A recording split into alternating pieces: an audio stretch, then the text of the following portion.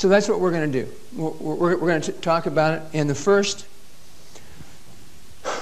thing we're going to talk about, and the title of it is Forging Your Future by Creating a Productive and Profitable Culture. Tip number 1, plan for your success. Plan for it. And don't plan by doing it just by the seat of your pants on as you're in the game, as you're running, that you just, oh yeah, I think I'll do this, I think I'll do that.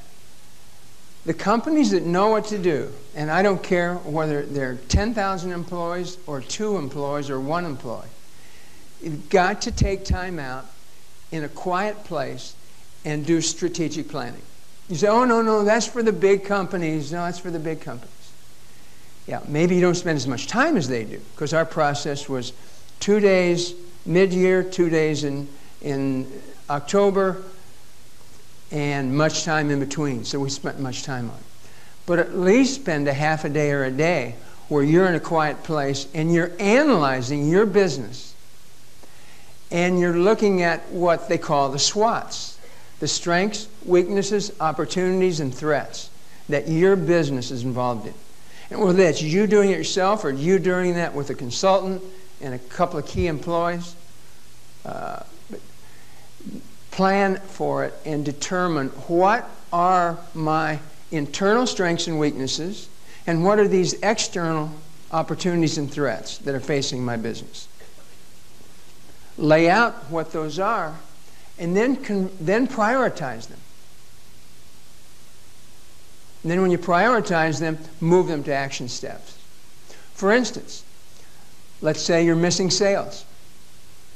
That, you know what, I'm shorthanded, I'm not getting the sales, I don't have the staff. So you add a person. So what's the solution? Solution maybe is to add a person. Then you put that into action steps. You say, okay, what I'm going to do, I'm going to write out a job description. I'm going to place an ad. Going to talk to an employment agency. I'm going to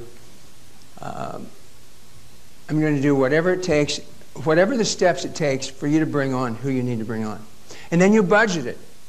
You budget the increased sales that will occur, and you budget the expense that will result from that.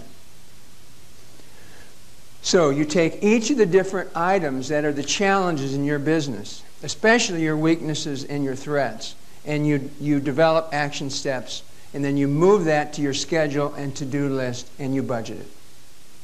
More on that in our guide, but plan for success. Don't do it by the seat of your pants. The second is snatch up stars. Bring stars on your team. How many of you think you'll be hiring somebody in 2006 in your business? Okay, 65, 70% of you. How many of you have seen all-star interviewees turn into duds? About the same amount or a little less. Well, understand the game, because the hires you make, especially in smaller companies, is so critical, so necessary that you get it right. You can't afford a mistake. So how do you do that?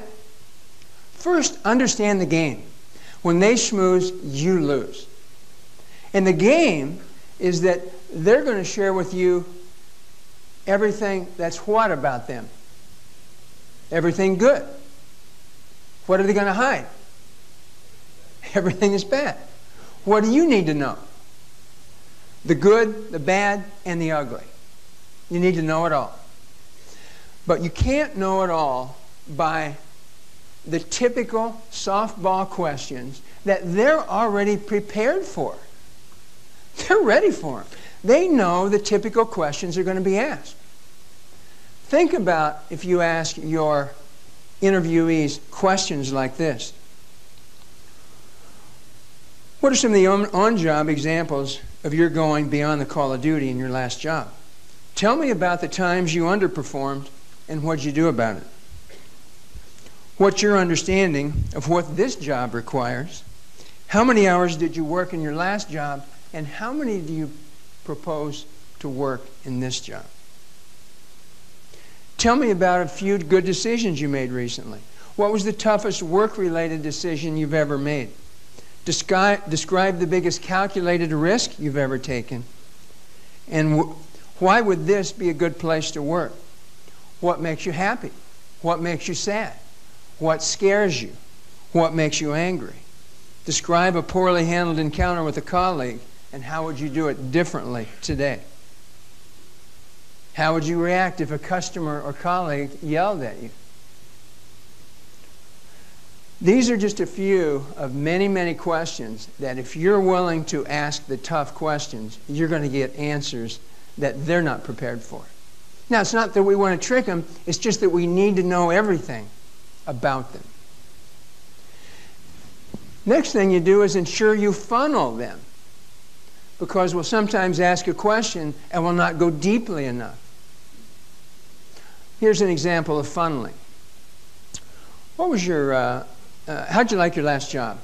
Well, it was pretty good. I liked it pretty well. Anything you didn't like? Well, yeah, there's a few things. Well, what is that? Well, my boss, you know, sometimes he did some things. Yeah, bosses can be that way. What was an example? Well, sometimes he worked us a bit hard. Yeah, bosses can do that. I know how that can be. By too hard, you mean? 40 hours a week.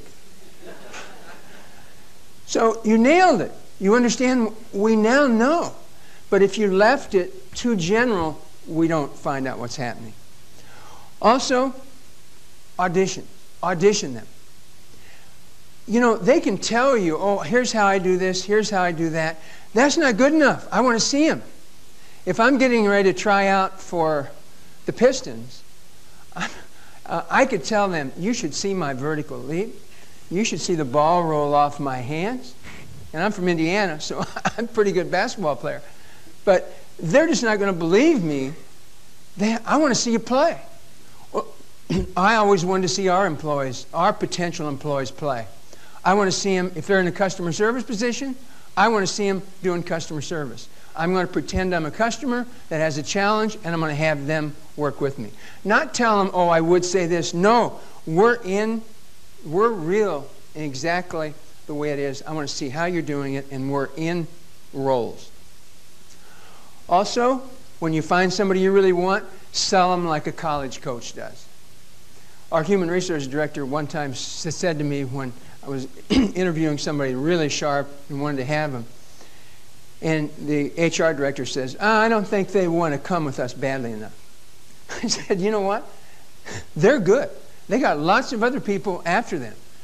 You know, it's not like they have to be fawning all over us. If they are, they probably don't have many other options. So go after them, sell them on you, and then counter the counteroffer. A lot of times, how many of you have ever had somebody that you offered a position to, and they accepted it, and then their current employer made them a counteroffer, and they didn't come with you? How many have had that issue? Some.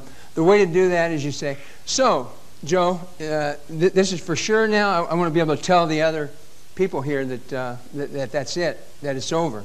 So is this for sure, or what if your employer offers you something else? You know, a lot of employers will do that, you know, when they're about to lose somebody. No, it's for sure. This is it. Great, sounds good. That helps. Doesn't ensure it 100%, but it gets them more psychologically involved. Third key, be warm-hearted and tough-minded. It seems that leaders, business leaders, entrepreneurs, and other leaders are sometimes, they're either kind of these caring leaders, they're almost doormats, oh yeah, whatever you want, and people pleasers, or they're chainsaw Als, and they're just going to slash and burn, and they're tough, and they're rough, and they're mean. Neither one of those works. What works is being warm-hearted but tough-minded. Warm-hearted and tough-minded with yourself, with employees, independent contractors, and vendors.